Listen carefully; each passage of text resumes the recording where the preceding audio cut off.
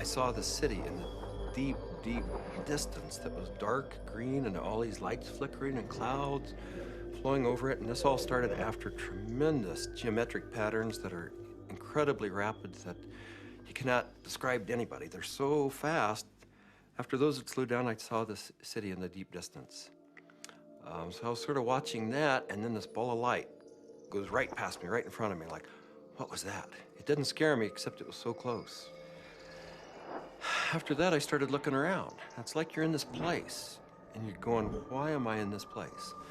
And then I noticed that there was this woman off to my right with a real long nose. She had green skin. She was turning this dial, and I realized she was turning the volume of lights up and down on the city in the distance. And as soon as I looked at her, she noticed I was watching her. And she said, so what else do you want? I said, what else do you have?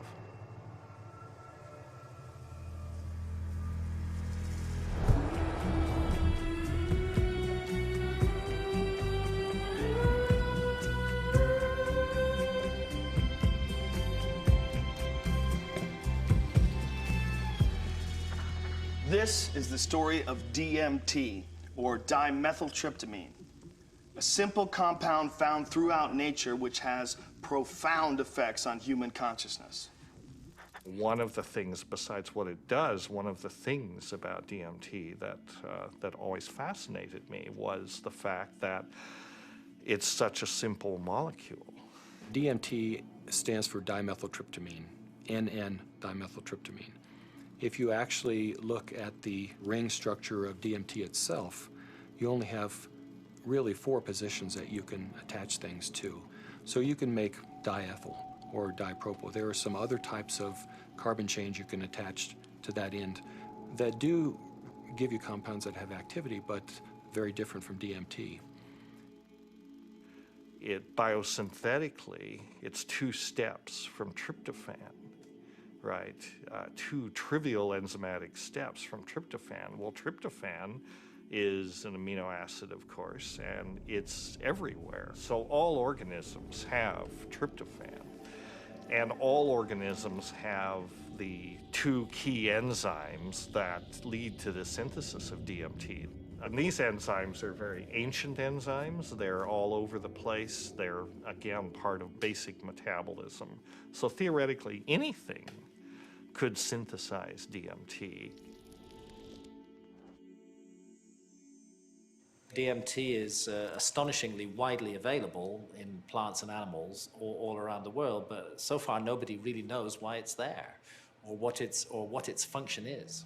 That's the $64 billion question, is why is DMT in our bodies? Why is it in plants, in all sorts of mammals? What is the role it plays in humans? The conventional wisdom 30, 40 years ago was that these things had no real function. They were just sort of physiological noise, but that's a very naive understanding. And what we now understand is that these secondary compounds are, in a sense, the language of plants. These are messenger molecules. This is what plants use to mediate their relationships with other organisms in the environment. Why is it that human beings' central nervous system are wired to receive this experience? Must be that, there's important information to be learned. So I don't think it's universally present in nature by accident. It has a real function. We have co-evolved with these plants. There's a purpose and a meaning to it.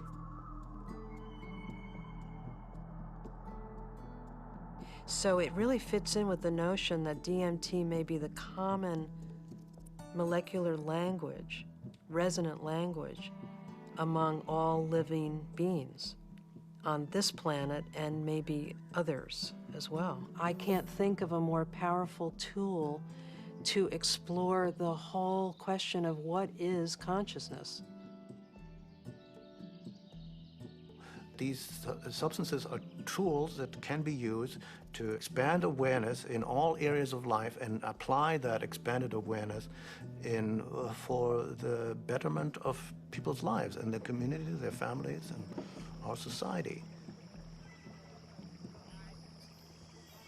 The good news is that there's a growing number of Westerners and actually intellectuals, scientists, artists, movers and shakers, filmmakers, and so on, who realize that this stuff is all too interesting just to go on keeping it swept under the rug. And meanwhile, the Inquisition was a long time ago, the birth of rationalism was a long time ago. At this point, there's no good reason, apart from bad habit, to keep up these barriers.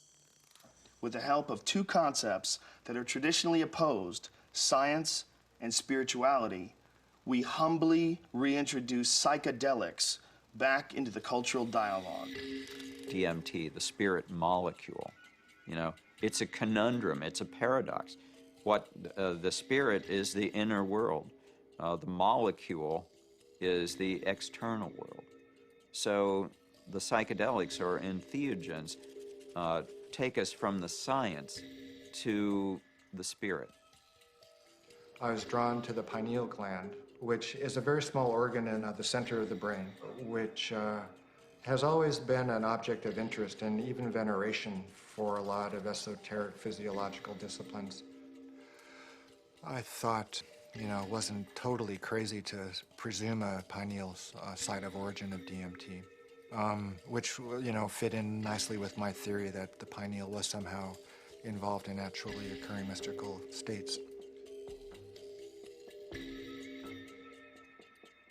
This hypothesis proposes that the pineal gland at certain times, when it's under a specific stress or stimulation, it releases a significant amount of this hormone, DMT, and it's that hormone that facilitates the entering and exiting of the soul in the body.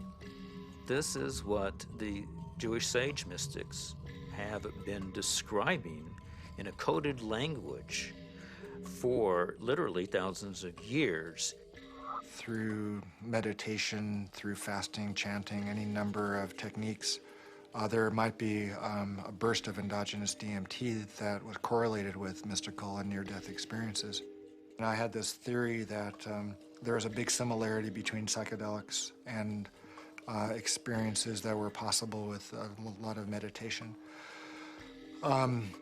And that was one of the original findings that led me to start looking for a spirit molecule, for a compound in the brain that elicited mystical experience.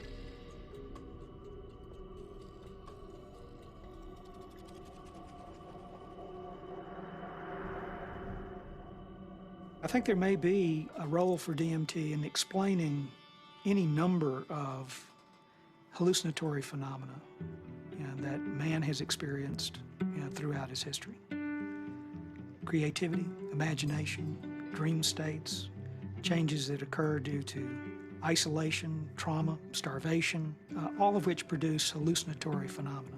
These hallucinatory phenomena are explainable by the presence of compounds known to produce hallucinations. And the only compounds that we know of that are capable of doing this are the class of compounds known as hallucinogens.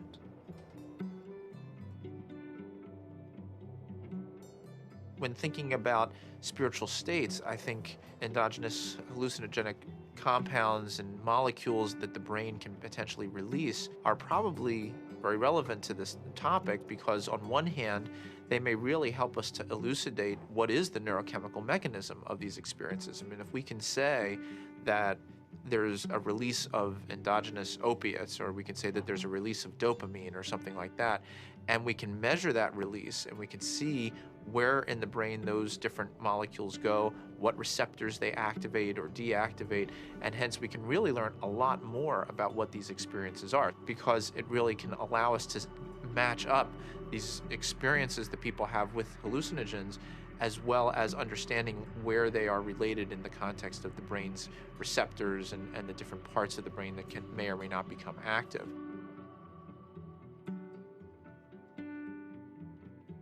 One of the other interesting things about the pharmacology of DMT is that it's actively transported into the brain. And so you have to wonder about the role of DMT in just everyday, normal, perceptual, activity. Too much DMT and things become very psychedelic, or, not enough You know, DMT in the brain can make things dull and flat and gray. There's something that, for me, makes sense about DMT. You called it the spirit molecule. It might almost be called, you know, the reality molecule. Philosophically, it makes sense that something that would be so fundamental to the way we perceive reality would be imbued out there in reality.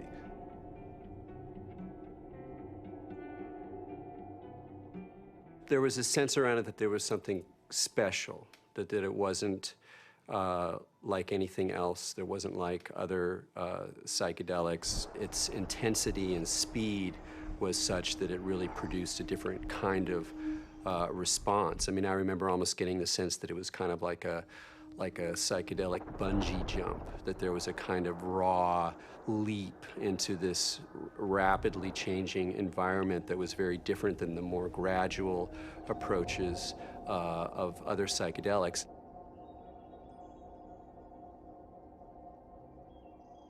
Smoke DMT is sort of like the drive-by shooting of psychedelics.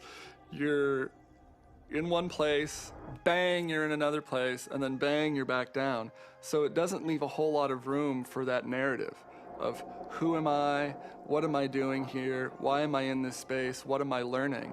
It's almost like there was too much information to process in that few minute span to integrate once you drop back down. Dimethyltryptamine, when it's administered, has a very rapid onset and a very short duration of action. This is because it's very rapidly broken down by the body so that it can be cleared. DMT is rapidly degraded by an enzyme in the liver called monoamine oxidase, or MAO. That's the reason it's not active when you take it by mouth. Whereas psilocybin, when you take it by mouth, it's not broken down by monoamine oxidase very quickly at all. So it gets through the liver and passes on into the bloodstream and into the brain.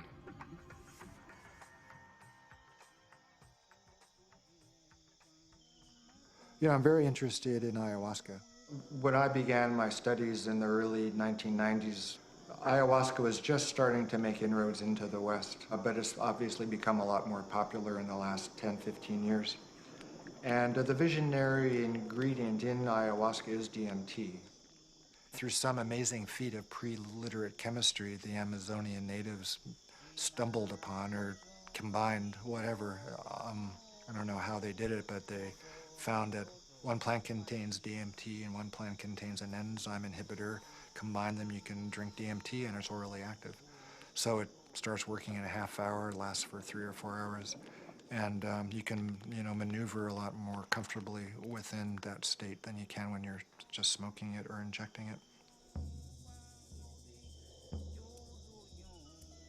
Orally active ayahuasca tends to pick you up and gently carry you into the space and hug you and embrace you and clean you and show you all sorts of mystical visions, and then it very gently brings you back down like you're floating on a feather back to the ground.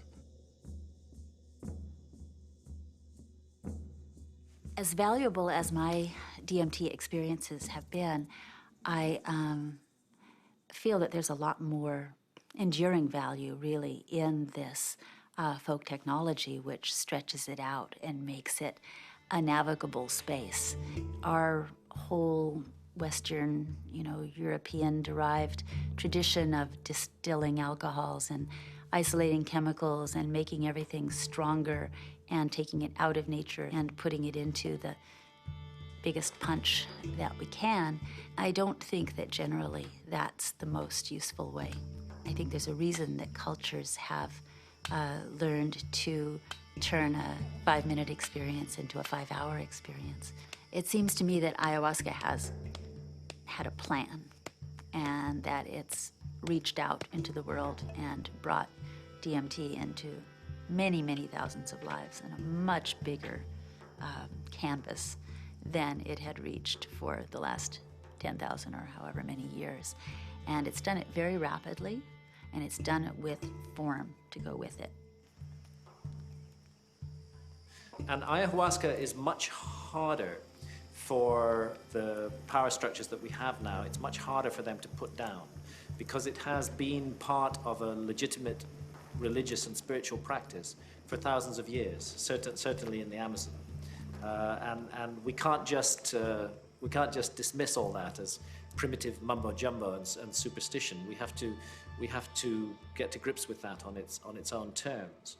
I think that there's a growing number of people who feel this desire to get back in touch with nature, with plants, with animals, and who know that through the shamanic path there's a way of doing this, and that actually these tools, these psychoactive tools for plants like ayahuasca is a very direct way of doing this. Now, it may not be everybody's cup of tea, and I think a lot of people are actually with reason afraid of it.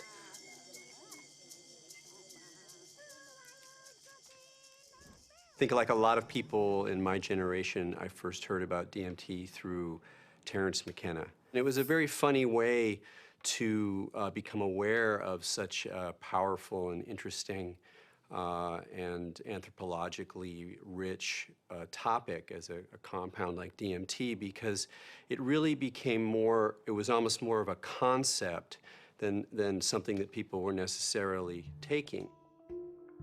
The DMT flash makes it clear that disembodied consciousness is a possibility. I think that the whole tension of history and the tension of life seems to be about the shedding of the body. Terence was he was a good promoter.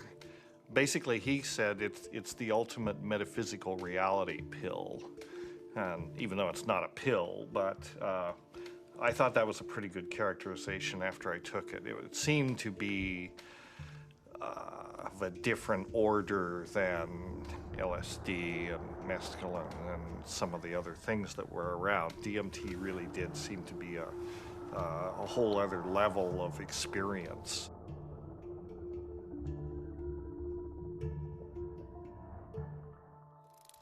I ask that you suspend any opinions, either negative or positive, about these compounds. Whatever you believe their value to be, they continue to have profound effects wherever we find their use, whether it's contemporary Western culture or in the Amazon rainforest. It was in the 50s that the ayahuasca churches started going public. You know, there was a kind of transition from the indigenous Indians in South America to the mestizo people in the cities, and then these churches, you know, the Santo Daime Church and then the UDV Church a little later, started doing ceremonies that would made the ayahuasca accessible not just to Indians, but to urban people in the big cities in Brazil, who are as far from the shamans as we are. In the early 1990s, the UDV established a branch of their church in the United States. In the late 90s, the U.S. Customs Department, along with the DEA, intercepted a shipment of ayahuasca.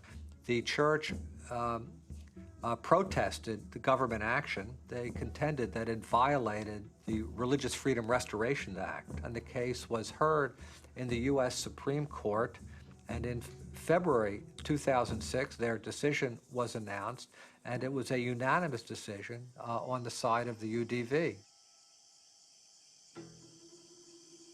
Why is it that in the entire Western world, these substances that have been found to be so interesting by hundreds of cultures for thousands of years are prohibited?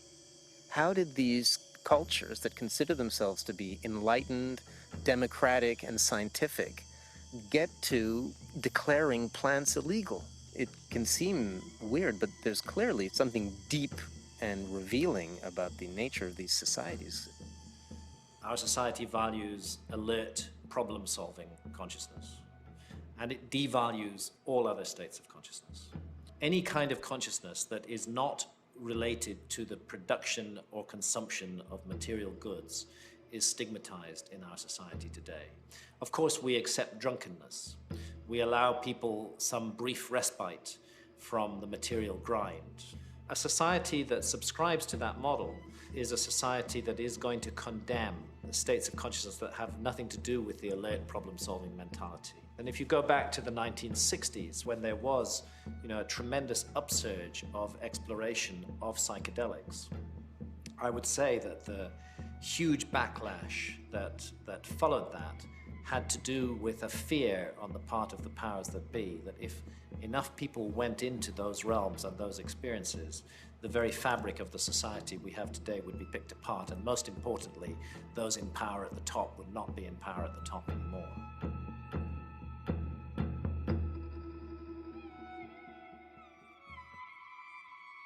There was an optimism that was ungrounded, that Vietnam was happening, that all this real stuff was going on, and that the psychedelic movement wasn't really addressing that in a real way, and that Timothy and that bunch sold us a false bill of goods that didn't really work. So we are now, whether we like it or not, in the psychochemical age. In the future, it's not going to be what book you read, it's going to be what chemicals do you use to open or close your consciousness. Chemicals can help us learn faster. Chemicals can help us expand or contract our consciousness. The atmosphere in the 1960s was, we are doing research here. We are dedicating our lives to trying just about everything on the planet.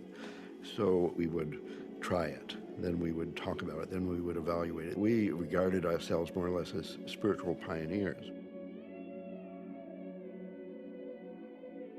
I mean, the way I look at the 60s, you can see it as a kind of failed attempt at a mass cultural voyage of initiation. So people would try to go out into these other realities, but they didn't have a basis for it. There weren't wisdom traditions and elders. There weren't like connections of shamanic lineages. So people would go out and they would kind of like smash apart. Timothy Leary really so discredited a scientific approach to studying this, because he started off doing interesting research and then got into advocating use in a way that was incredibly threatening. Culturally, we reacted, and politically, it became impossible to do this sort of research. Funding agencies didn't make resources available. Regulatory agencies increased the practical hurdles for initiating this kind of research. And I think people who had interest in research of this type largely were discredited because of their interest in the research. Social, political, scientific issues that came together pushed these drugs out of the scientific marketplace.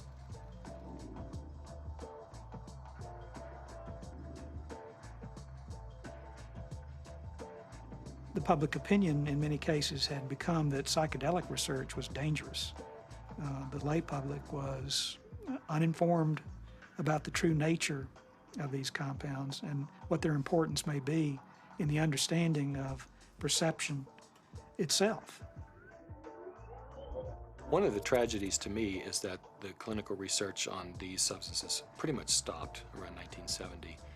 And for me, it's especially tragic because I really believe that these substances played a major role in the development of our philosophy and thinking throughout the world. What a lot of people don't realize is that psychiatry, up until the 50s, the field in general had no concept that neurochemistry played any role in emotion or behavior, which today seems really bizarre. And the discovery of LSD and its potent effects on the human psyche occurred almost contemporaneously with the discovery of serotonin as a molecule in the brain. And it was really when people looked at the structure of serotonin and compared it with LSD that they really began to think, maybe neurochemistry plays a role in brain chemistry and behavioral states. If LSD had not been discovered, I doubt we would have had any of the drugs we have, at least not as quickly as we do for treating depression and so forth. Once these drugs became abused and scandalized, psychiatry had to really work hard, to distance themselves from any valid scientific scientifically meritorious relationship with psychedelics. Being a psychiatrist and saying you want to learn or study about psychedelics, it's not that well received. And I made one mention one time and was discouraged from really bringing it up again for actually a number of years. For cultural reasons, the whole class of compounds got pulled off the clinical bench, and no research has gone on for 40 years. So scientifically, I can't imagine a more exciting area to be pursuing. How does one go about studying these plants and compounds? Plants and compounds which produce unimaginable experiences and appear to shed light on some of humanity's greatest mysteries. In order to answer that question, Dr. Strassman conducted the first human psychedelic research in a generation. One of the things that I had established early on was being able to discriminate between studies in the scientific realm and recreational use. But in the early 1980s, I reviewed all of that literature and could pretty well establish that if people were really carefully screened and supervised and then followed up, that the incidence of adverse reactions to LSD and related psychedelic drugs was extremely low. The drug or the compound or the chemical that seemed like the best candidate to sort of reopen the U.S. Front on psychedelic research would be DMT. It was really, it was exciting for me because I thought this is the first study in a generation. And not only that, despite the fact that DMT had been used safely in earlier studies and it was this natural component of the brain, DMT is one of the most profound and potent psychedelics known. So it wasn't just an initiation of clinical research, it was a reinitiation of clinical research with an extremely potent drug. I was of the strong opinion that you could do these studies, and Rick agreed. So we had a number of discussions, and at some point the discussion came up, Dave, what if I do all this paperwork and spend all this time and get to the end of things and I'm ready to go and I can't get the DMT? And that was a real possibility because DMT, clinical grade DMT, wasn't a chemical you could just buy off the shelf somewhere. And I told Rick, if you get to that point and no one will make it, then I'll do it. And ultimately Rick got to that point and I made it. The design of the study was fairly straightforward. Give people DMT and measure as many variables as possible. I had to sort of anticipate a lot of objections that would come my way from the regulatory agencies that oversee this kind of research. So at that point began a 2-year process of dealing with not that many regulatory agencies, but fairly monolithic ones. One sort of a sidelight of the protocol was the involvement of a psychiatrist from UCLA named Daniel Friedman.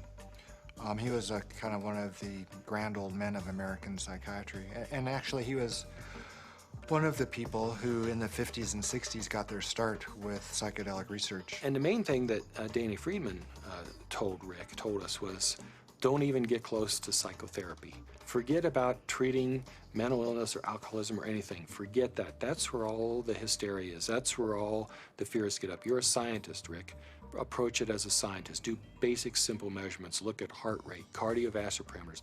You won't get in trouble doing that. You can get it funded, and it's solid science. Rick did what he said, but then he still was able to get these, accounts of what happened. And that wasn't in the plan. That wasn't really what was proposed in the studies that were funded, and that wasn't what Danny talked about. But those were the spin-off that really made it interesting. Rick Strassman was advertising in some magazine somewhere about wanting volunteers for a particular study in a psychotropic, and I didn't really know I didn't know DMT from STP at that time. And I remember reading that and I'm thinking, oh my God, this is bad. I better get involved in this and make sure that somebody doesn't get hurt and that at least there'd be some sensitivity towards what this stuff is really about. I met Rick's research nurse at a party, and she heard me talking about that I had used peyote ceremonially, and she took me aside and said, there's something that you might be interested in. We're looking for subjects, volunteer subjects, for some unusual research. I was a little concerned that the study participants might be a little obnoxious. Maybe that's not the right word, but you know, people that were just seeking to do a lot of drugs, and they were very professional people. There were varying degrees as to how much hallucinogen use they had been through. It seemed like there were some people that it felt like they had made it their life mission to experience every kind of substance out there, and then other people who I think were just interested for their own personal growth and or curiosity. Once we actually got into the preparation for the actual trips, Rick asked me about roller coasters. Do you like roller coasters? You know, the sensation of going up really high and then slamming back down towards Earth. And I said, no, I hate them. They're horrible. And he said, not good. I just wanted to go with the experience, learn as much as I could, absorb as much as I could, and be humble to it.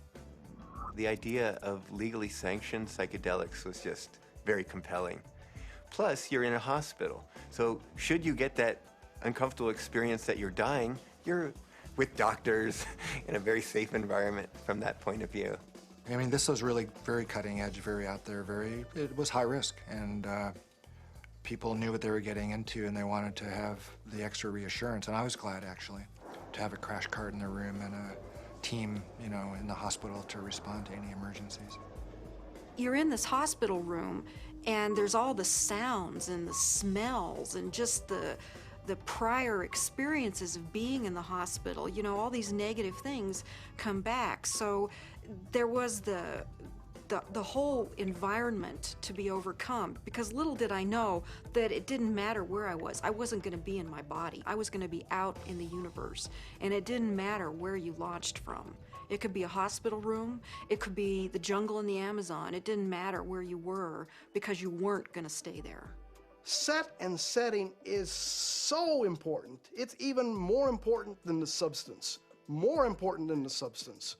Set and setting is everything. Now, what is the set and setting when you are blindfolded? The set and setting is not what you're seeing. You're not seeing anything. The set and setting is your internal self. The things that you have learned, the capacities that you have achieved, the conditions of your own psyche and psychology, these are your set and setting. It's the medicine combined with or interacting with the set and setting that creates an effect of safety, of trust, of comfort, and of resourcefulness that makes it possible for you to take some big leaps and receive some big gifts. And if that's not there, you just get terrified. So I didn't really have physical fears so much that they would die or have a stroke. I did have some fears about people's mental health, you know, especially with some of the higher doses. We gave one gentleman who had a lot of experience with the drug one dose, and he didn't think it took him far enough. So then we gave him a higher dose, and he was gone. He was really gone. It reminded me of something from The Exorcist. I mean, he just thump, sat bolt up in the bed, and his eyes opened up, and they were completely dilated and black. And I almost thought he was going to turn his head completely around. And I remember looking at Rick, and Rick looked at me, and I thought, oh my God, he's gone. I hope he comes back. And he did. The countdown was like, you know, counting down preparing for your death, like waiting to surrender. And you'd feel the coldness, and the coldness just going through your veins, and it's really indescribable. It's hard to, you know, it's like ice going through your veins. And the next thing that would happen, besides my racing heart, is this burning sensation would happen on the back of my neck. I mean, this was reliable. This is like clockwork. This happened every time that you shot me up with DMT. And then there'd be a hum, and the hum would get louder and louder, and to the point where it broke apart everything that I was or knew. It was just this It just got louder and louder until you just had to surrender to the sound. And then you were there. I would get a warm, full feeling, a golden feeling in my chest before it went to my head. And I'd feel this warm rod, about 1.5 inches in diameter, start growing up inside my central channel. It would come up and sort of slow, warm up my chest, go up through my head, and slow down and put tremendous pressure in my sinuses behind my eyes, and slow down. Start to grow and distend the skin behind my forehead about 1 inch, behind my hairline. And when it had, I was afraid it was gonna pop my skin a few times because it was a very physical feeling. About 1.5 inches, 2 inches above my skull, when it popped through there, then the psychedelic trip would start. I thought I died. I saw the white clouds, you know, the Renaissance white fluffy clouds with the gods and the angels and all that stuff is what I saw. I thought I was dying and going out, but I did take a quick look at Cindy and a quick look at Rick because I had my eyes open, and they were both there watching, looking very calm. And I go, oh, that's really good news. My body looks fine.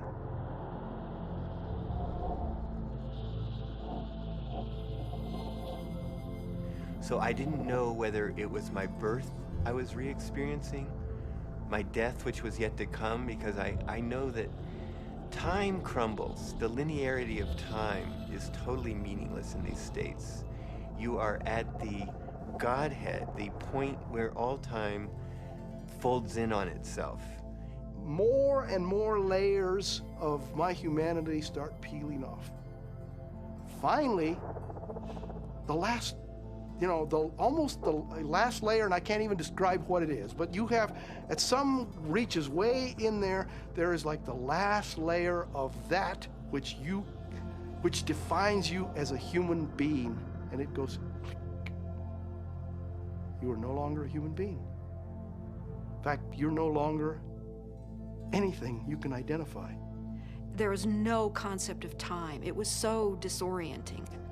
I was so terrified. I have never in my entire life been so terrified to be blasted out of my body, to leave my body behind, to be going at warp speed backwards through my own DNA, out the other end, into the universe.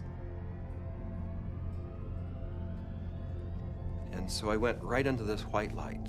As soon as I went into it, I lost any sense of being different, any sense of what I was doing, past, any sense of future. It was absolutely blissful and euphoric, and I just felt like it wasn't I. I was everything. I was the light. There was no sense of separation, no shadows, no differences, no past, no future. It was all present and white to yellow light. Then I felt myself falling out of this light, and as I fell out of it, I could feel the light was like a glow, like the sun with flames coming out and lapping out, and I could already start to feel this tremendous separation. I reached across, and it was suddenly I'm in the universe, in this huge void, with these beings on the other side, and I put out my hands, and this incredible rainbow of pink light went between me and these entities. And I was trying to make it be like a white light, but it was this incredible pink light, this energy of love that this capacity of love that we as human beings have, that I was trying to just send to them. This meteor-like trip through the infinite space of the interior consciousness is up pops the picture puzzle pattern door. And I'm now whizzing through this sucker like if it was nothing. I'm flying through it. But now I know what the picture puzzle pattern door is. The picture puzzle pattern door is the farthest reaches of your humanity. This is the doorway into what defines you as a human being.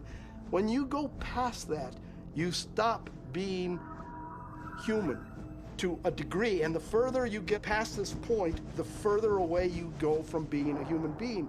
But right here, this picture puzzle pattern door is everything. It's everything. It's what defines you as a human being. This picture puzzle pattern door is you. This is like the actual core of where all of reality is emanating from. This is where meaning comes from. Symbols were pouring out. They were intertwined. Every symbol and letter and in every language was pouring out of this point.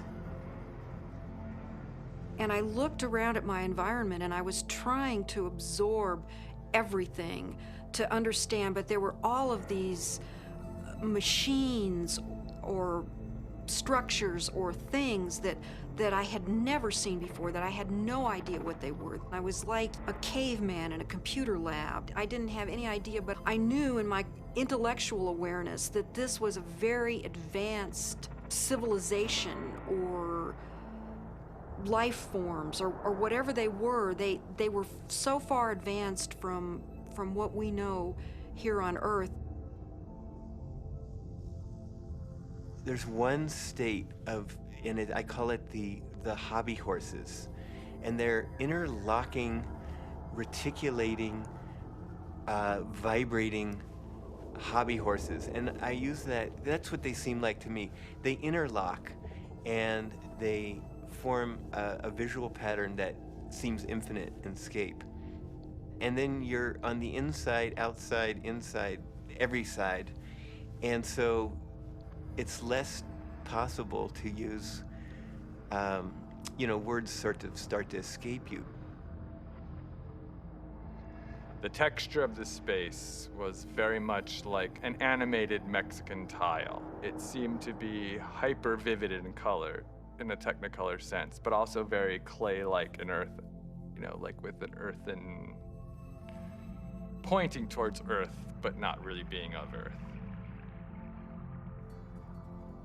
And there was no I. There was just a sense of a witness being suspended in this incredible vaulted space, like a cathedral made out of stained glass of all imaginable colors, unbelievable brilliance and saturation of color. Just this amazing pattern in this dome, this gigantic dome. It felt like the size of of a small planet. And there were these winged beings. I don't remember exactly what they looked, but were like angels, something like angels, that were majestically kind of flying through the space. But there was something about the quality of how they were flying that was unique. I'd never seen anything like it. It was like, I don't know, the sense of another realm that was there. My sense was at some point there was this implicit sense, this is the divine realm. This is the divine realm. And it was not like a thought, but it was like this implicit kind of grokking recognition. It was all very, very impersonal until I got to the space where I realized that I was in the area where souls await rebirth. And I was there, and I had been there so many times before. I recognized it, and this incredible transcendent peace came over me. I have never in my life ever felt such peace. Everything was stripped away. Every hope, every fear, every attachment to the material world was completely stripped out of me. I was free to just be the essence of a soul. After the medicine wore off, there is that familiar sensation of kind of coming back into the body. And I do remember that. That was part of almost all of those experiences of kind of coalescing back into sensory awareness and a sense of having a body and of that becoming a little more substantial, and then say, oh yeah, here I am, and I live in a body and I'm okay. So Laura removes the eye shades, and I ask, not really with my eyes open quite yet, I ask, how long was I gone? Because I needed to know. And Rick chimes in like 15 minutes.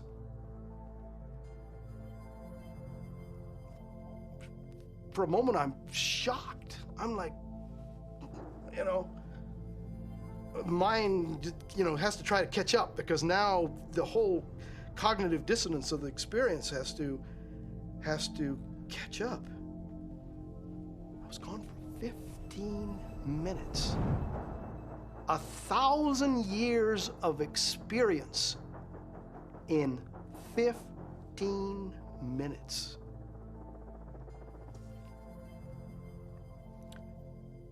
Well, to say the least, it was profound. It was profound. I mean, it's amazing. I mean, it's amazing what a human being can experience in a hospital bed. I mean, they can experience almost the whole universe. You know, life, death, everything in between. This is not some recreational thing, and I don't believe anybody should enter this lightly. It is life transformative. It will perhaps shake you enough to realize, you know, that you need to be awake to the fact that you don't know, and that is the beginning of starting to know. What we see here is such a tiny part of what is real.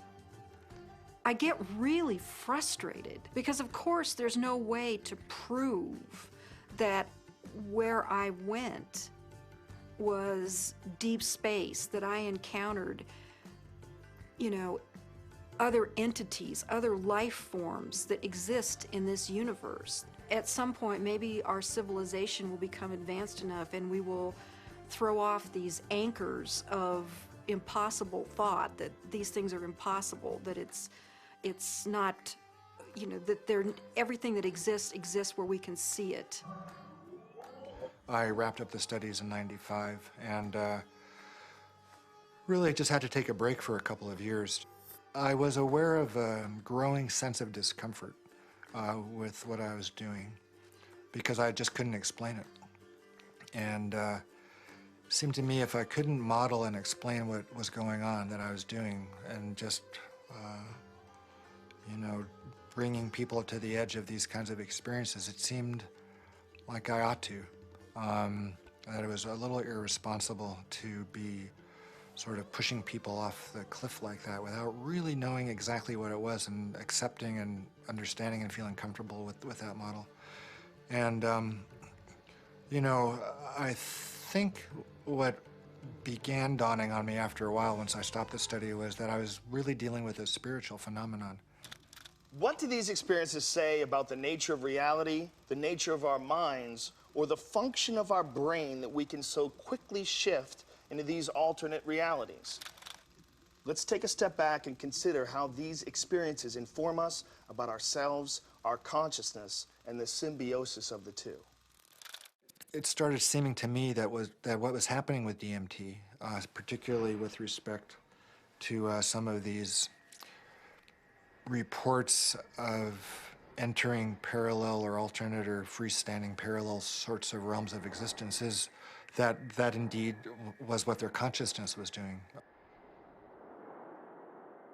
The chemistry of their brain, which is the organ of consciousness, was being changed by DMT in such a way that they could then receive information that we weren't able to receive normally.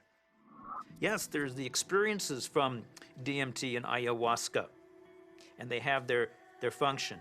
But if we'll also look at what it enables us to see, it just rips that filtering mechanism away for a few minutes, and for a few minutes you're immersed in sort of this raw data sphere of input, of sensory input, of memories, of associations. I mean, it seems like the brain builds reality out of these things, what you're experiencing, what you have experienced, and how you associate and synthesize these things together to tell yourself a story, essentially, about what's going on, where you are in space and time.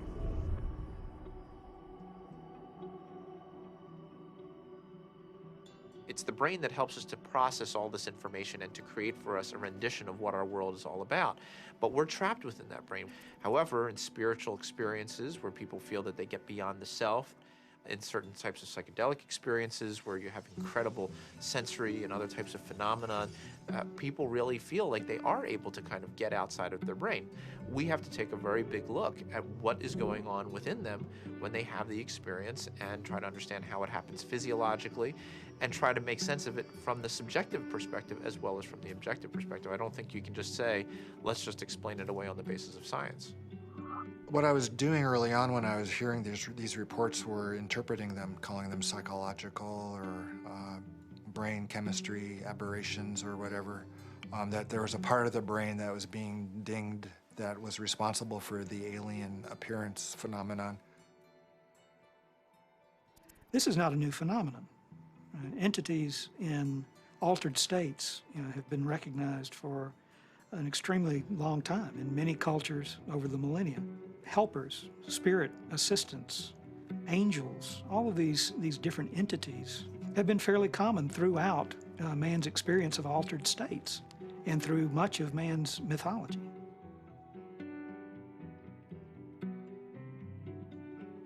I don't think it's out of the realm of possibility that people are in some way interacting with some sort of an intelligence or sentient being or something that exists at some level that's not in this three-dimensional physical plane.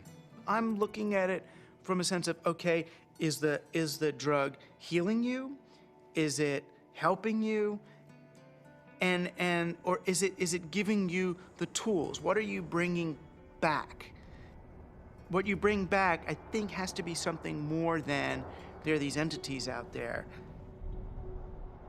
The best psychedelic explorers are people who realize that even the truths they see on a trip are not truths, but new models, new what-ifs, alternative frames. Unless there is a map and a clear methodology, then one will just have a variety of different experiences. All these various experiences that have been reported from NDEs, near-death experiences, alien abductions, alien encounters, sexual ecstasy, I believe all of these experiences, in fact, are fractals. If we understand the concept of fractal geometry, no matter how small it is, it contains everything that is in the larger picture. And thus, that validates profoundly all these various experiences. Discount the phenomenon as hallucinatory or imaginary. I think it's maybe more useful to look at a mechanism of action. If it is real, then perhaps how does it work? Look, there's extraordinarily regular phenomena that come up with these things that are clearly linked in many ways to these larger human issues around mysticism or religious experience or encounters with other entities. And here we have it. And if you can't go in there and really go in there and account for this material inside your neuroscientific framework, you're leaving a huge gap. You gotta account for this stuff the way you gotta account for dreams, the way you gotta account for all sorts of psychoactive responses. Using DMT as an explanatory model, as kind of the mediator between our consciousness and the consciousness of a non-corporeal sort of reality, it's handy. With DMT, there are no words. I would try to wrap mathematical vocabulary around the experience afterwards. I specialized in the metaphor of vibration and how vibrations in fluids created form in fluid, and that would be the key to the relationship between the spiritual realm and the ordinary realm. This was the window that was opened by DMT. Using psychedelic drugs or other types of pharmacological substances can help to induce a state where people feel that they touch a deeper sense of reality, where they understand reality on a more fundamental level, and they gain a great deal of insight and knowledge into the ways in which the world works and how they are, as a human being, supposed to relate to that world. DMT is somehow, it seems to me in my experience, more of a breakthrough than LSD, mushrooms, peyote, and so on. It's instructive. It's more supportive of future evolution and the creation of the future. And it is in itself more of a mystery. How could this little stuff produce something that has intelligence, that is actually a doorway to another reality? So what is the nature of reality, and what is the nature of how we as human beings experience it? Can we understand it better? Are we capable of understanding reality on some very fundamental levels? And what do we need to do in order to prepare for that? You know, there are parallel universes, it seems, at least that's a theory in modern physics. There is dark matter, which is a huge amount of the matter of the universe, maybe 95% or more. As radical an idea, it's just a logical extension in some ways of, instead of using a machine to see more than we normally can see, we're using the brain. There are fields which are undiscovered so far, which have nothing to do with anything that is discovered so far. The gravitational field, was unknown before the year 1604. The electromagnetic field, unknown before the year 1830 or something. All of these, what we call the fundamental fields of mathematical physics, are new discoveries. Dark energy is also even newer discovery, and beyond that are maybe more discoveries yet coming beyond our cosmos itself, in higher dimensions, as they say. I still don't have very much use for the concept of God, but I do believe that there are higher levels, transcendent levels of reality, and I'm actually now starting to really believe that the brain is not the source of consciousness, is not really who we are, but is more like a radio tuner for something way bigger. Are these experiences, spiritual experiences or otherwise, are they created by physiological processes, or is the brain itself responding to something that's going on? And the fact that somebody may actually find a way of turning on their brain to spiritual experiences, again, I mean, I'm not sure that that necessarily diminishes the reality or the realness of what those experiences are about. If the pharmacology or the psychopharmacology of psychedelic experiences turned out to be essentially the same as religious or spiritual experiences, it would help us to understand where these experiences are occurring within the human brain. I'm actually quite convinced that we're probing the biological basis of moral and ethical behavior. I think these primary religious experiences really are at the bedrock of the world's religions. The research and knowledge and speculation about the pineal body and DMT is in fact the hand of God that is interacting with our natural evolution to stimulate and accelerate the process of redemption of individual and of collective global enlightenment. Because of my ayahuasca experiences, I consider myself a spiritual person. I know things now that I could never have known otherwise. This experience is so familiar for a lot of different people, and is so easily acquired, and so much information comes with so little effort that it is a kind of a miracle. It's a miraculous way for us to transcend ordinary reality and obtain maybe an intimation of what's necessary for survival. Ranging from new forms of medical treatment to a better understanding of the universe to life-changing spiritual revelations, these natural tools offer us the ability to seek greater knowledge. Tools that could positively affect life on our planet. Let's answer Dr. Strassman's question. If so, so what? Because of the collapse of consciousness, spiritual and scientific knowledge split apart. Both these modes of knowing have to come together. In other words, science and technology, from a traditional religious perspective, is not an extra. It is part of the process by which humanity is going to evolve into its next stage. How do we find like the right form for psychedelics in the future? I mean, assuming that psychedelics are part of the human future, right? For that, at the moment, they're still, generally repressed and suppressed and legal. If that were to change, how would we begin to construct a kind of system that would allow for a kind of rational and mature exploration of psychedelics? I think that the name of the game is to show science the pertinence of this somewhat outlandish realm.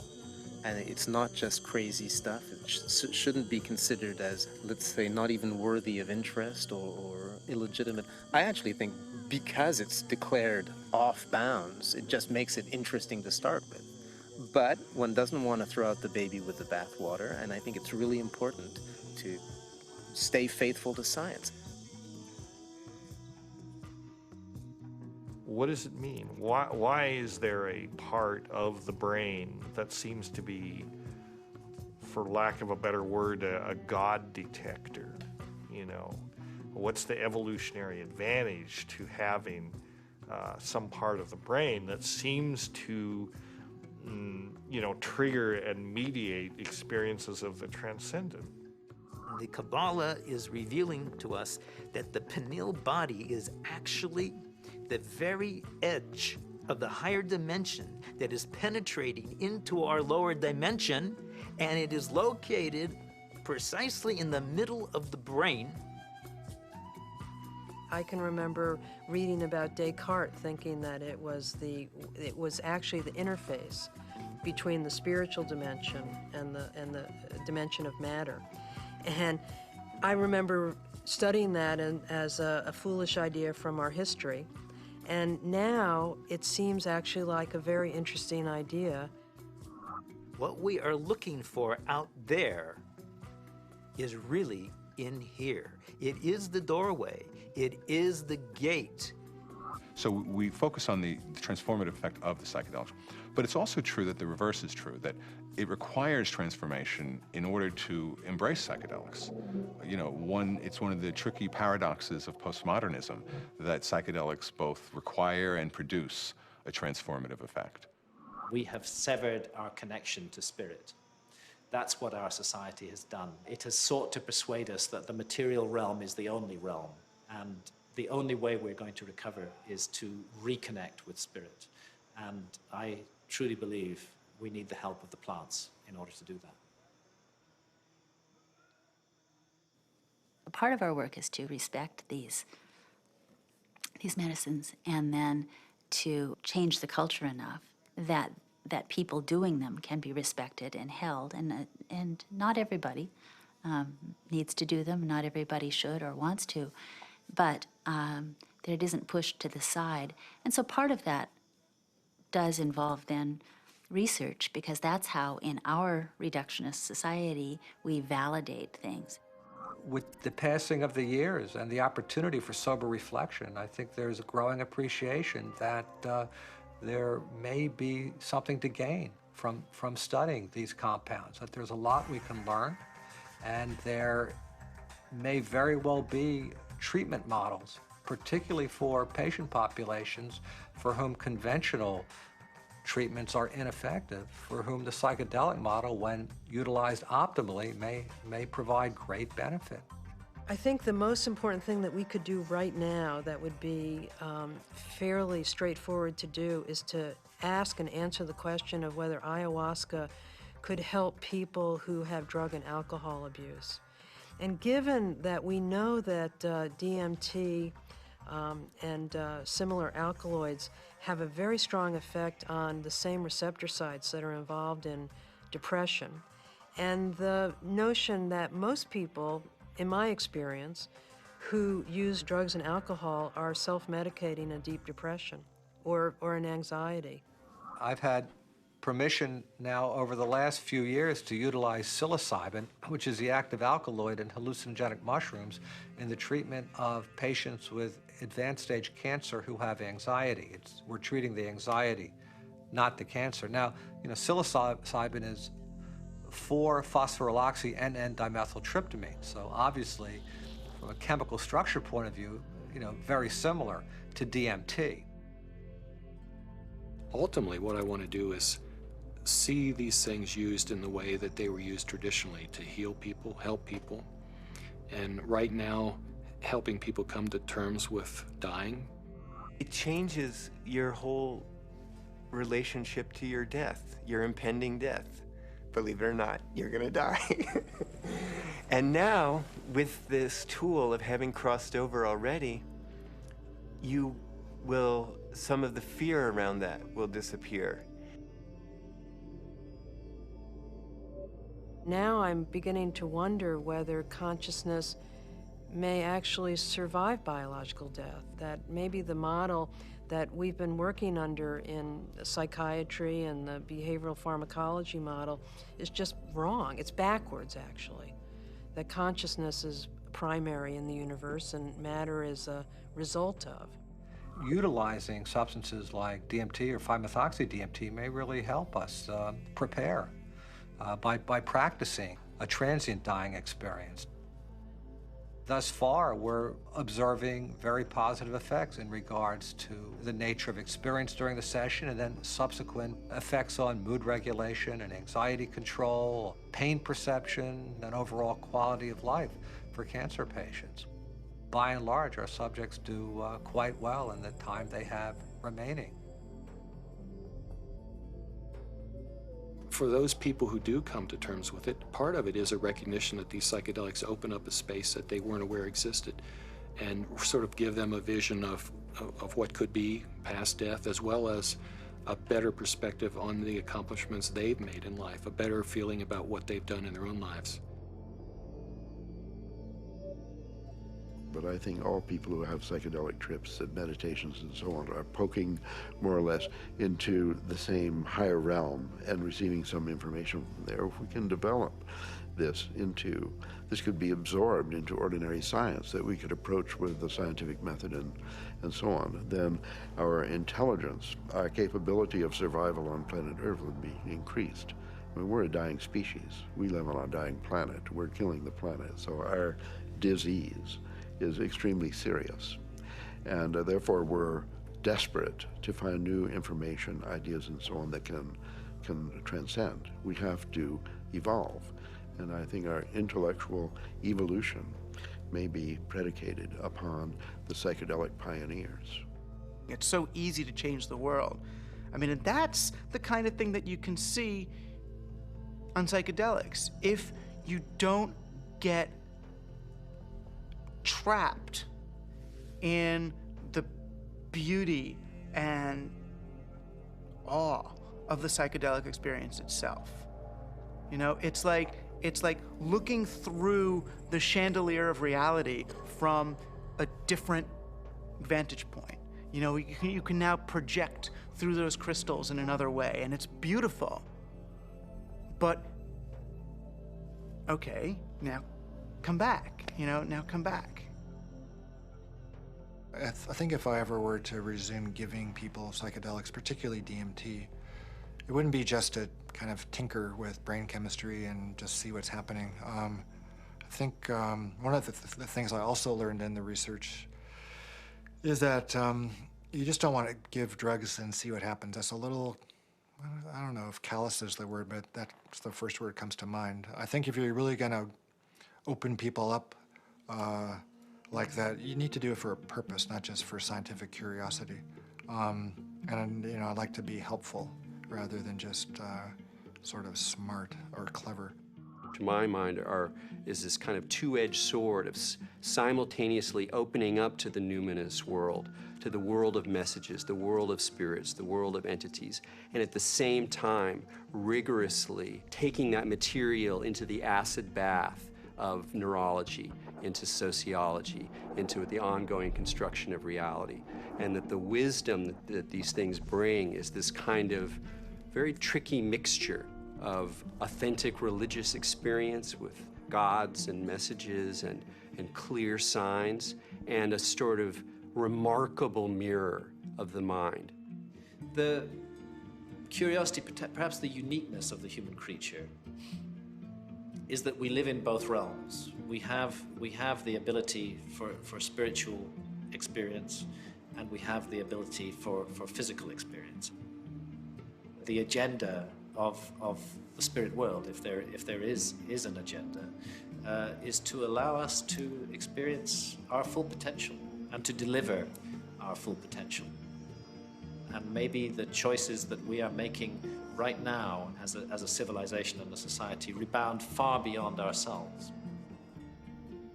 And I think DMT is a forcible reminder that there's a lot more about reality, the universe, ourselves, the biosphere, whatever, that there's a lot more to it than we imagine.